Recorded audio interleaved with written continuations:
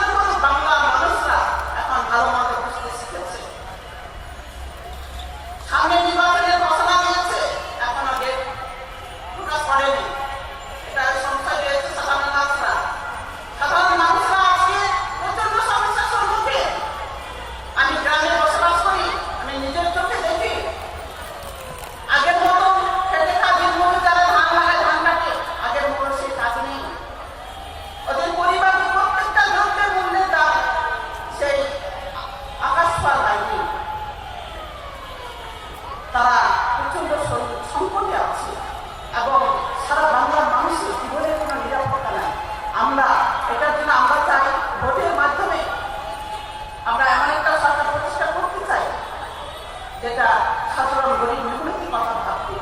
আর যারা আজকে বারবার ক্ষমতায় আসছে ওরা ভাবে ওদের পার্টি, এরা সাধারণ গরিব মেহনতি মানুষের কথা কোনোদিন বলেনি। আবার যদি পুনরায় আসে তারাও কিন্তু বলবে না। এটার জন্য যারা তৃণমূল থেকে প্রত্যেকটা জায়গায় ওদেরকে সচেতন করে তুলতে হবে, ওদের সংগঠিত করতে হবে, নিজের লড়াই নিজেদেরকেই করতে হবে। তা আমি আর আমার কথা বাড়াতে চাই না। এখানে আজকে যারা আমাকে দাওয়াত দিয়েছিলেন আমি ওনাদেরকে অসংখ্য ধন্যবাদ জানাই। এবং অতিথি আমাদের সংস্কৃতিকে বাঁচিয়ে রেখেছে এবং যারা আমাদের সাহিত্য যারা আমাদের সঙ্গীত চর্চা করে দেখো রুমে কি আছে দেখো তো, এদের ভিতরে কোনো কেউ নাই, আছে আছে ওই যে তুমি ইয়া করো, ওই যে রুমের ভিতরে আছে না, মানুষকে বুঝিয়ে দেয় যেটা তুমি যে মানুষ তোমার হও। যে রুমটা তোমার পশ্চিম দিকে মানে দক্ষিণ দিকে যে রুমটা আছে ওটা লক করো।